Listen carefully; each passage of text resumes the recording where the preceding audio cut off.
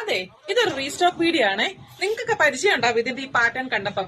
ഒരു 2 ആഴ്ച മുമ്പ് ഇതിന്റെ ബ്ലാക്ക് ആൻഡ് വൈറ്റ് ഷെയ്ഡിലുള്ള ഒരു ടോപ്പും അതുപോലെ തന്നെ യെല്ലോ ആൻഡ് വൈറ്റ് കോമ്പിനേഷനിലുള്ള ടോപ്പിന്റെ വീഡിയോ ചെയ്തിരുന്നു.